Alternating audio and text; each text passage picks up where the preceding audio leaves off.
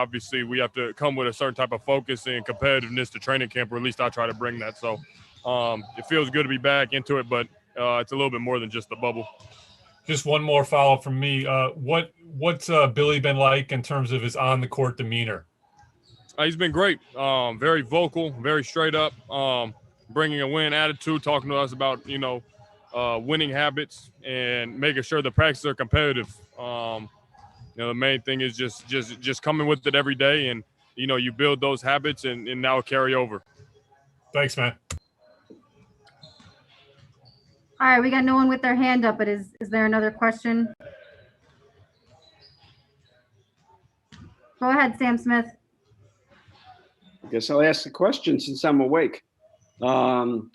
Zach, what are you seeing? Obviously, it's just the beginning. What are you seeing from some of your teammates now that you got into, some scrimmages and group sessions? Is like Garrett Temple mentioned, it's a little different for guys once they get in the second year, Kobe and maybe Daniel. So what are you seeing anything different when the guys together now going into a second season? Yeah. I think the second, third year is very like a transitional period. I know with Kobe personally, he's using the voice a lot more. He's becoming more vocal. Guys like DG, hopefully the games are slowing down to him. Obviously, we're just getting back into playing again. So the game is still going to be fast for them, but coming in with a year of experience obviously going to be good for them. So just coming into their own. I think the first 3 years, at least for me, that's what I can speak on, was a transition period, just speed-wise, physicality-wise, and coming into your own, using your voice. So I've been seeing that from them, just to grow from year 1 to 2. Thanks. Thanks, Sam. Next up, we got Mike McGraw with the Daily Herald. Hey, Zach, through this week of individual workouts and whatever else you guys have been doing, how much do you know about what kind of system Billy plans to run? How familiar are you with, is it still kind of, there's still a lot to learn, or do you have a pretty good idea of what he wants to do?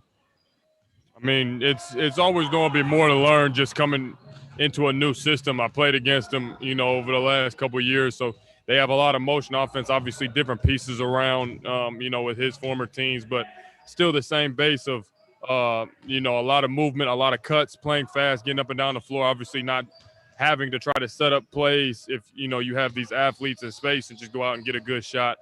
But cutting and, obviously getting better opportunities like catch and shoots. So it's been good, and we've been working at it. I know I got the playbook, and I've been looking through it vigorously, trying to get down the plays because, obviously if you come into an offense, and you only have so many days to work on it, there still don't be room for improvement. I think we're going to work through it, though. Yeah, thanks. Thanks, Mike. Next up is Rob Schaefer with NBC Sports Chicago. Hey, Zach. Quick follow-up on that. How about on the defensive end? We've asked you guys a lot about the offense, but has Billy put in any kind of principles there, any adjustments there from last season? Like one example, calling card for you guys last year was blitzing and pick and roll coverage. Daniel and Hutch earlier in the last week told us that's been adjusted a little bit. What's going on the defensive side? I'm somebody, I don't like giving up too much secrets of what we have, but we're not blitzing every play anymore, so that's definitely keeping us in a little bit better condition throughout the game. We're getting after. I think the main thing is we're going to be helping each other a lot more. We're defending the pick and roll. Obviously there's going to be lots of different coverages, and it's going to be, depending on the team, if you're going to be switching or in a drop or coming up more. If you're playing guys that can shoot the ball off the pick and roll, the big has to be up more. So I think there's just a lot more built-in help to where if there is somebody beat, they're not just on an island, but we're competing. The main thing that we've been talking about in practice and coming into training camp is competitiveness and making sure that, you get after it and take care of your own first. So, I've been happy with that. I know you can't give up all the state secrets, but I appreciate that. I wanted to ask you about the schedule too.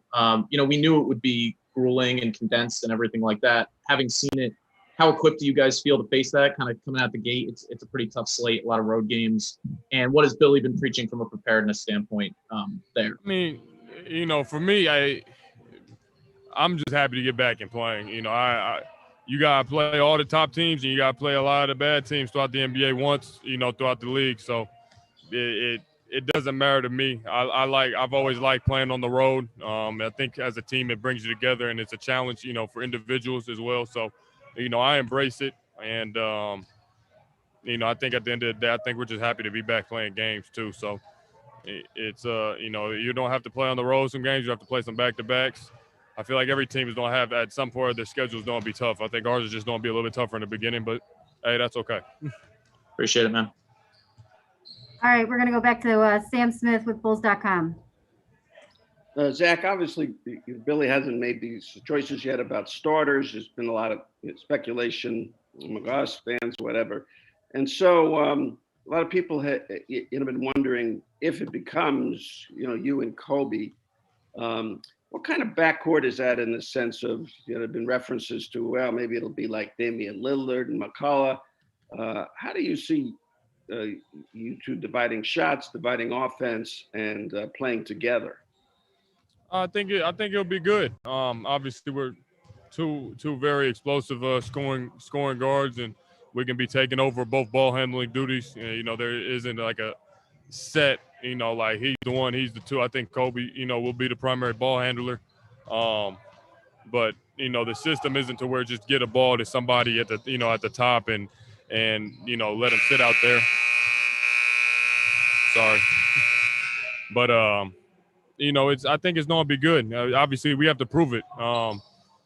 Kobe's going to his second year. I think I know what I bring to the table, but it's it's something that we have to work on. We have to prove it, to these other teams. I think at the end of the day is, will it work with winning? And, we have to go out there and do that.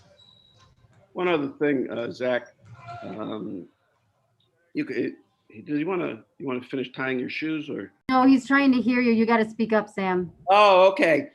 Sorry about that. I'll speak much loudly. I'm sure, Zach, you on social media quite a bit.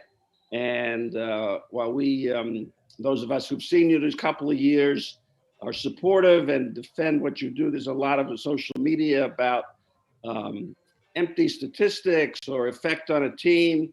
Do you see those kind of things? Does that bother you?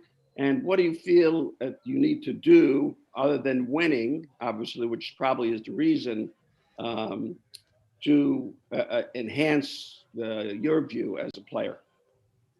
I hear a lot of stuff. I let a lot of things drive me, but at the end of the day, I know, like I know what I bring to the table. I'm one of the hardest working guys. Sometimes you're not, given certain things because of your guys' record. But if you want to be a great player, you have to lead your team to wins, and I want to do that. I'll take credibility for that. And, they say empty stats or whatever it is. Look, I'm going to go out there and play my game regardless. I'm a team player. I'll do whatever I got to take to win. If that's going out there and if I have to try to go get 30 or if I got to go try and defend the best player or get 10 assists, whatever it is, at the end of the day, I want to win. So I want to continue to prove that. But, I know what I bring to the table. I know, around the league, I know, where I rank at least. And, I want to just keep climbing that ladder. You might also be interesting. Garrett talking to us earlier said he saw you as a future superstar in the making in the NBA. What's your relationship with him? Garrett, I've known, I played against him a lot. Garrett's a great guy. I appreciate that. And that's, that's what I want to be. I work for it. I don't work to be a second, third fiddle guy. That's, you can get by on, cutting work a little bit with that. I work my body to exhaustion. I'm going to do that until, the basketball stopped dribbling for me. So I want to be great at all aspects of the game. I continue to work on my defense, my playmaking, and getting better at the things I do offensively as well. So, Garrett's a great guy, a great teammate, and a great defender as well. So I'm very happy. I hope he gets better, with his symptoms. I talked to him the other day in the hotel. So he adds something to our team with a veteran presence on the wing that we haven't had. Thank you. All right, we're going back to Casey Johnson. Yeah, Zach, you can't see all of our faces, but we all smiled when you said you're not blitzing every play. And along those lines, you said you've been studying Billy's playbook. Do you like what you see so far offensively in terms of the system? Yeah, really free flowing. Like I said, it's not like come down and set up a play.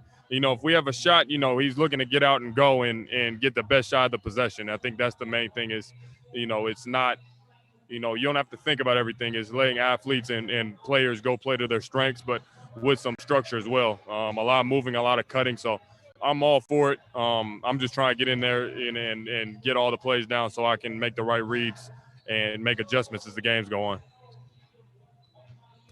Thanks. Thanks, Casey. All right, next up we got Joe Cowley with the Chicago Sun-Times. Zach, how you doing? What up?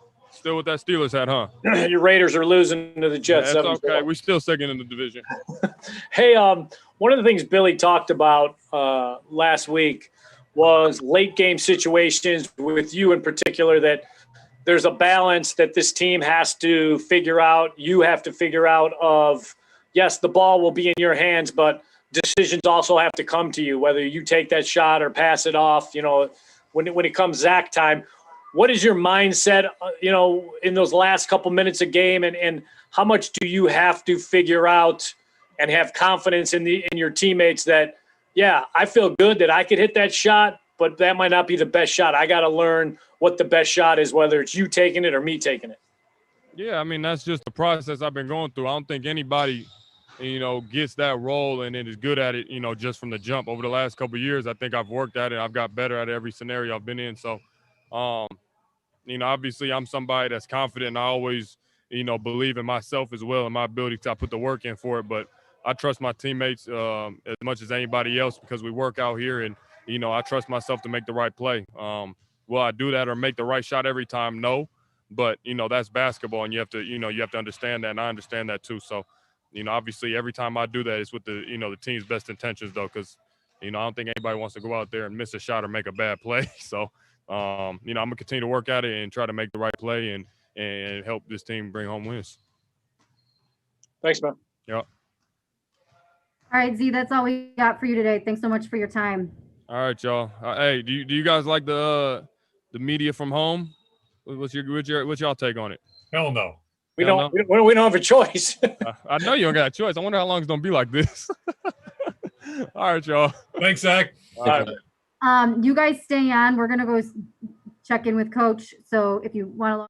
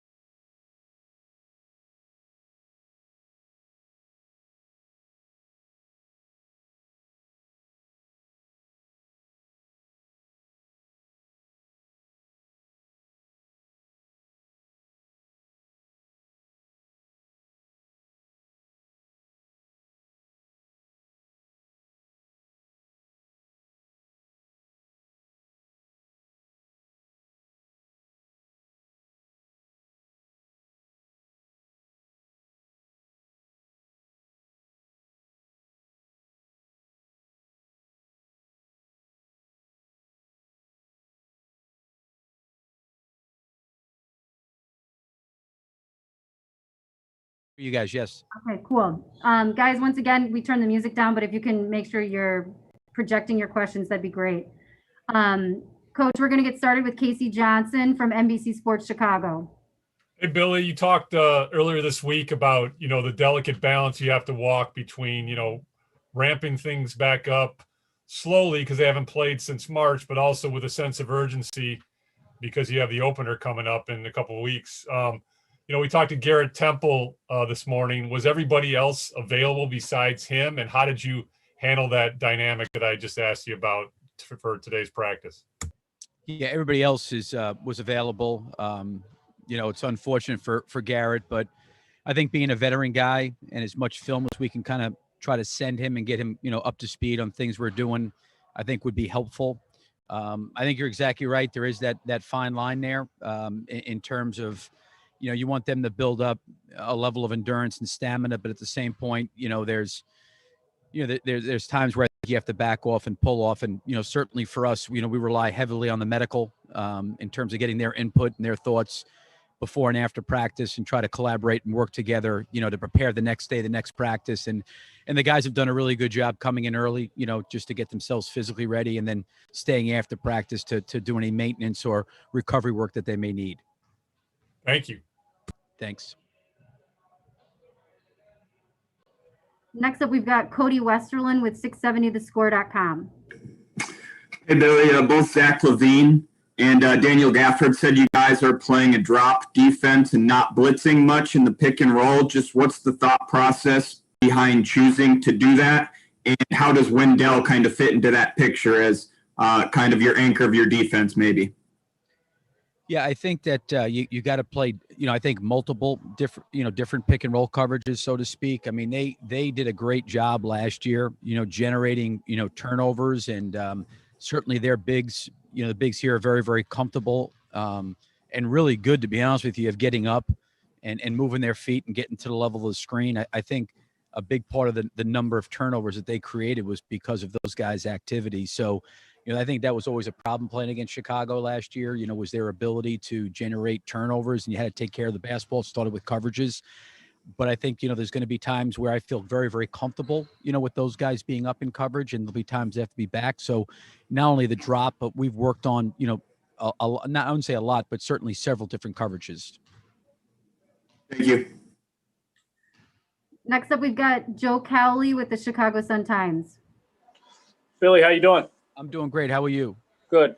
Hey, because of everything being so kind of wonky and short before the exhibition games start, and then, obviously before the game start, do you have a plan of how much of the package offensively and what you want you're going to be able to put in? And is it going to kind of be learning on the fly just because of the way the schedule's set up? Yeah, I think it's a really good point, just because you're trying to every day build out some more and more things offensively for the group. I think there's good and bad in this, right? When they're playing against each other, they know what play's coming and what the sets are and maybe how to guard them. And some of it they overplay. There'll be things that we'll probably add, tweak, or actually just get rid of. But overall, I think that we're trying to play as much as we can to get them to play, up and down, where they're having to, make play calls, play in transition. It gets in the half court, they're going to have to get set and organized. I think, to your point, because it's a pretty quick turnaround, I don't know if I'd go into a preseason game like holding back, so to speak. I think it's important that we see what things look like and what things that we maybe need to, like I said, change or tweak. But because it's such a quick turnaround, I mean, basically you're less than a week from your first preseason game and, a couple weeks away basically from opening up. So I think you want to get a true sense of where you're at, and sometimes playing against other opponents is a good thing. Great, thank you. Next, we've got Jamal Collier with the Chicago Tribune. Kind of on that same note, Billy, with Patrick Williams, you guys have talked about just the short turnaround, of course, that he's going to have from the draft. How do you plan on just managing him playing time-wise? Are you going to try to ease him in as far as minutes in the games and the regular season or such? Just how have you guys talked about handling that? Yeah, I think it's another good point. I think it's such a unique situation for rookies today, because generally there's a mini camp in the summer. There's summer league. They can kind of get accustomed. I mean, we're still at a point right now where, Patrick's trying to, figure out his routine. There's a lot being thrown at him. He's playing with new teammates, new coaching staff, new style, the NBA game. There's so much that he's got to learn, but I wouldn't take it as, maybe holding back his minutes, to help him get accustomed. He's done a really good job, I think, physically handling everything that's come at him. And he's very bright and he's a smart guy and he's picked things up really, really well. I think the one thing for him is he's mentioned to me is, and it's the case with most college guys, just the pace and the speed of the game. I mean, even coming from college as a coach, that was the one thing that really stood out to me was just the speed and the pace of the game and how much different it is. So there's a learning curve for him, but I think he'll be more than, capable of handling that. And I think the more that gets put in front of him, the more he has to handle, I think the quicker and better he can get from that. Thanks. Next up, we've got Sam Smith with Bulls.com. Billy, it's often said you really don't know people until you live with them. Now that you've been, it's a short time, obviously, but now you've been with some of these players, is there anything about Zach LaVine that you've seen now that you didn't realize or know before? And regarding anyone else that you said, I really didn't know that about that guy particularly? Yeah, I would say, Sam, I don't know a lot of these guys very well. And you're exactly, right. It takes time to develop a relationship. I think the one thing with Zach is just being around him and watching him. He's a great team guy. He's obviously very gifted and talented.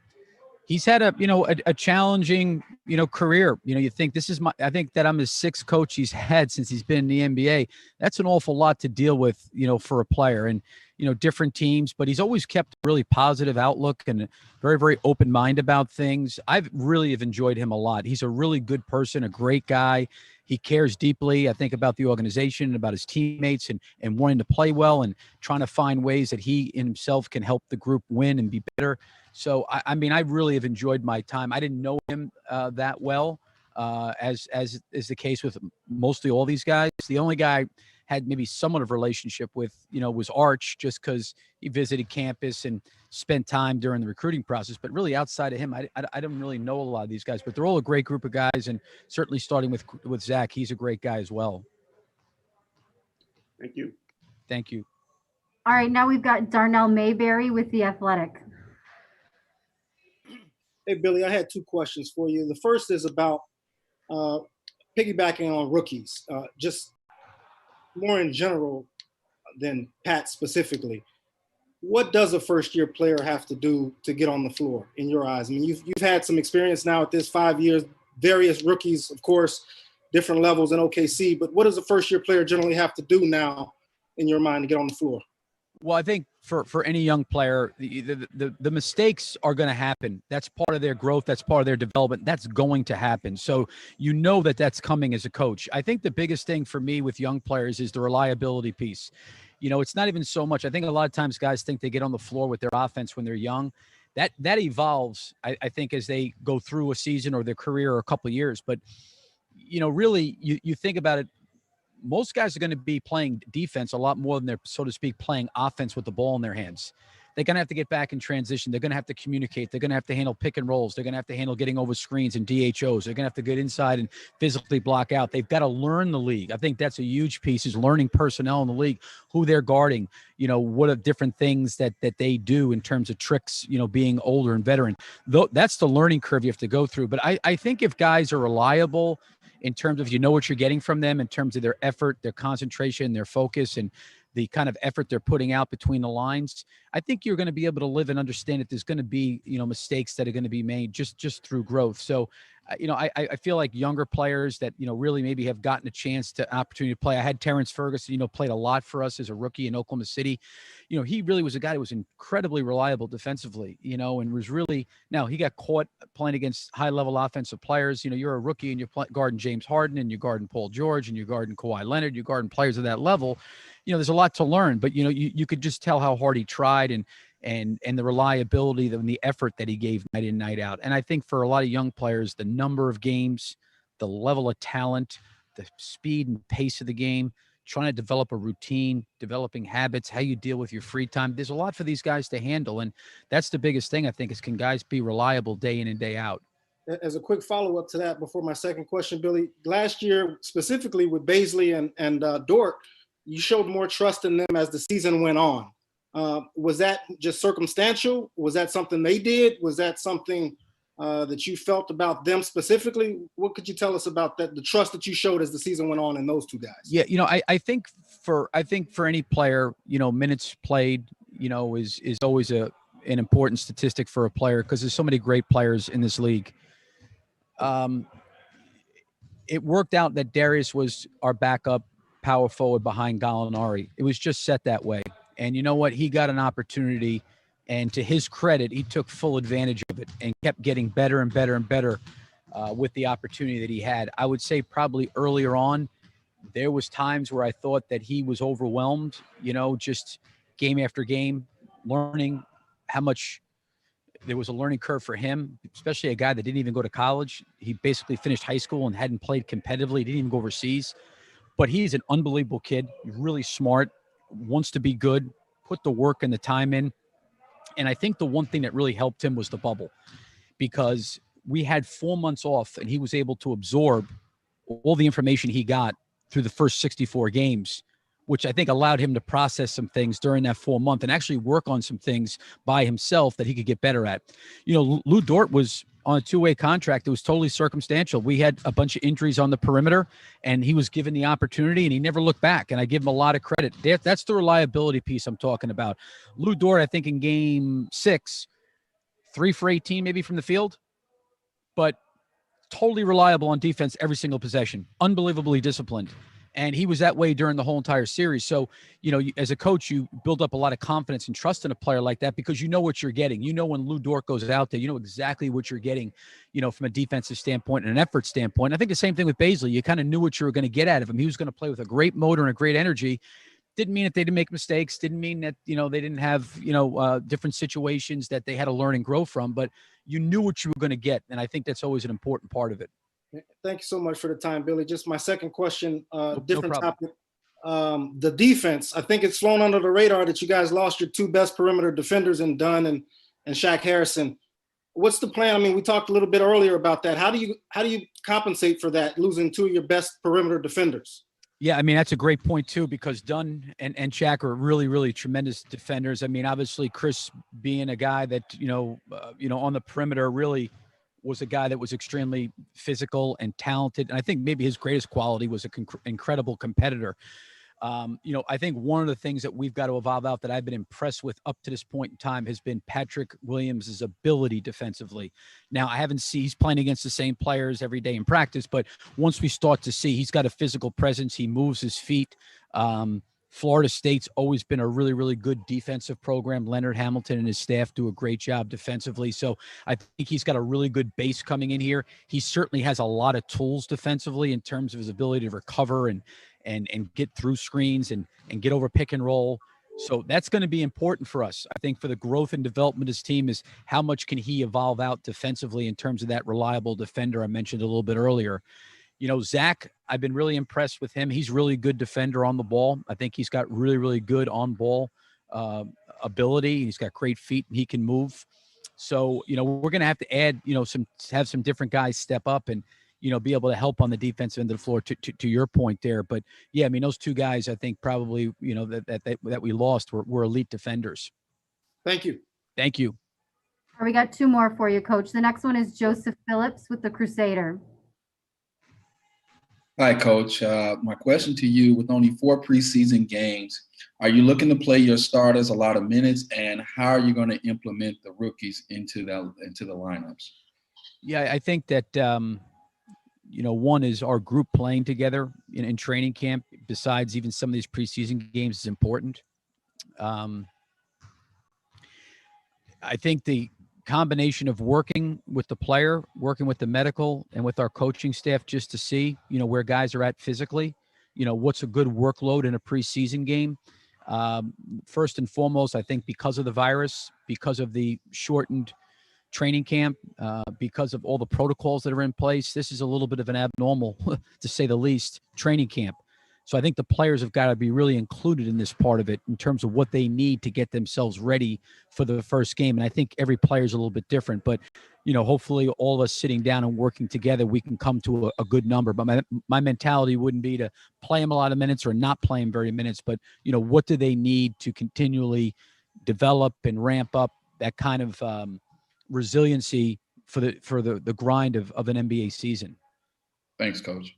Thank you. All right, and our last question goes back to Casey Johnson with NBC Sports Chicago. Yeah, Billy, getting back to Temple real quick, and I don't mean this question to be trite or anything, but are you thankful there's only one positive test in your organization? I mean, it sounded like he came to the facility to get tested. And also, when you talked to us last week, you mentioned that it's going to be a season of disruption. Is there any way that you can use Garrett's unfortunate situation as a positive moving forward, as kind of like an example or something? Yeah, I mean, the medical staff here, I think the medical staff in the NBA have done a really, really good job of trying to constantly educate. It was very interesting. We had a Zoom call the other night with the NBA, with our medical staff and our team. And, the thing that was interesting is, even though we're testing, every single day, that test is just a very short window and kind of snapshot of where you're at that moment in time.